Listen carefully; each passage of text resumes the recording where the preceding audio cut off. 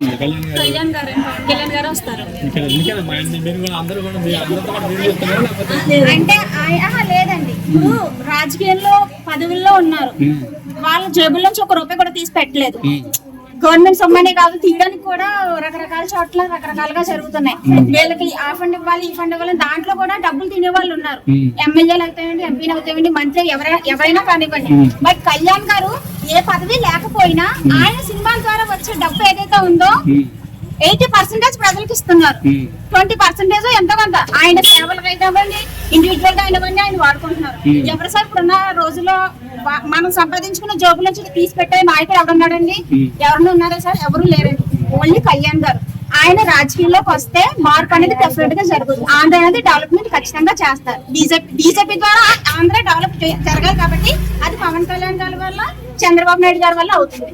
First of all ఏంటంటే పవన్ కళ్యాణ్ గారి వల్ల ఏదైనా సాధ్యం అండి. ఆంధ్రాకి ఏదైనా రావాలి అంటే, నిధులు రావాలన్నా, డెవలప్ అవ్వాలన్నా, నిరుద్యోగులకి జాబ్ కి సంబంధించి ఏదైనా రావాలి అన్నా, ఇండస్ట్రీలు రావాలన్నా, వాటి వల్ల ఒక ఇండస్ట్రీ అన్నా వచ్చిందా సార్ 5 ఏళ్లలో? ఒక్క ఇండస్ట్రీ చెప్పమనండి. అప్పడాలు తెస్తారు. దేనికి సార్ అప్పడాలు? పచ్చళ్ళు అవసరమా సార్? అవన్నీ దేనికి సార్? నిరుద్యోగులకు 5,000 రూపాయలు ముష్టి పడేసి వాలంటీర్ అని చెప్పేసి అది అయిపోతుందా అండి? ఎంఎస్సీ ఎంటెక్ చదివి వాళ్ళు అందరూ 5,000 కరెక్టా సార్? ఆయన డెవలప్మెంట్ చేస్తారు సార్. నిరుద్యోగులకు ఉద్యోగాలు ఇప్పిస్తారు. లోకల్ గానే మాకు సెటిల్మెంట్ అయ్యేలా చేస్తారు ఆయన అయితే. ఎందుకంటే ఆయన ఒకటే మాట అన్నారు, మీరు నన్ను ఒకసారి గెలిపించండి, ఆంధ్ర దేశం మొత్తం ఏపీ వైపు చూసేలా చేస్తా అన్నాడు. ఏ నాయకులు ఇస్తారు సార్ అలా మనకి హామీ? ఆ భరోసా చాలు సార్ ఆయన దగ్గర నుంచి. ఆయన చేసినా చేయకపోయినా ఒక్క మాట చాలు మా కళ్యాణ్ గారి దగ్గర నుంచి. కళ్యాణ్ గారే గెలుస్తారు డెఫినెట్ గా. 5 పెట్టారు, పలానా ఎవరినో దించుకున్నారని ఎవరు ఎంతమంది వచ్చినా కళ్యాణ్ గారు గెలుపుని ఎవరు ఆపలేరు. 1,00,000 పైన మెజార్టీ వస్తుంది డెఫినెట్లీ సార్. ఇప్పుడు వరకు ఆయన సినిమా తీసి సంపాదించిన డబ్బంతా కూడా కౌలు రైతులకు కూడా అవునండి ఇచ్చాను. ఎవరు సార్ అదే అంటున్నా సార్. ఆయన ఇప్పుడు ఏ నాయకుడు ఉన్నారండి వాళ్ళ జేబులు? ఇప్పుడు జగన్ గారే ఉన్నారు, ఆయన గోల్డ్ ఉంది, ఆయన జేబుల నుంచి తీసి పెడుతున్నారా? పెట్టట్లేదు. గవర్నమెంట్ సొమ్మే కదా సార్ పెడుతున్నారు. ఏ నాయకుడు ఒక్క నాయకుడు చూపించండి జేబుల నుంచి తీసి ప్రజలకు పెట్టే నాయకుడు. ఒక్క రూపాయి సార్, నేను ఎక్కువ అడగట్లేదు. ఒక్క రూపాయి ఏ సామాన్య ప్రజలకు ఎవరైనా పెట్టారా? పెట్టలేదు కదండి. కళ్యాణ్ గారు ఒక్కరే పెట్టారు. అది సార్ నాయకుల్లో ఉండవలసిన మొదటి లక్షణం.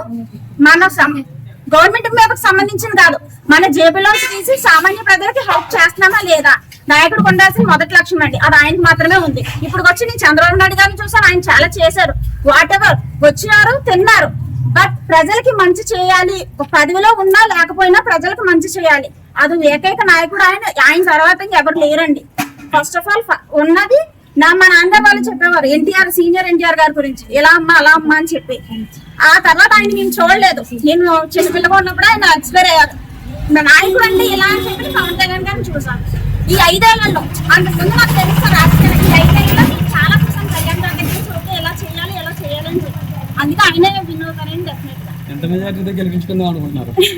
1 lakh ఎబో వస్తుంది సార్. 1 lakh ఎబో, 1,20,000, 1,30,000 సమ్ అట్లా ఎబో వస్తుంది. డెఫినెట్ గా వస్తుంది.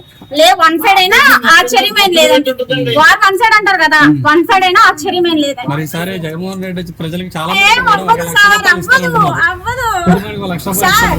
ఆయన మగవాళ్ళకి వచ్చేసి బైక్ అని చెప్పి, అంటే నేను ఇన్స్టాలో చూసిన దాన్ని బట్టి చెప్తున్నాను. మగవాళ్ళకి వచ్చేసి ఒక బైక్, ఆడవాళ్ళకి వచ్చేసి పొలం, బంగారం సంబంధం.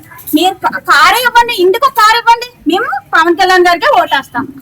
ఇంటికి ఒక కారు ఇచ్చినా పవన్ కళ్యాణ్ వాళ్ళు 1,00,00,000 ఇచ్చినా సరే మా ఓటు పడేది పవన్ కళ్యాణ్ గారికి.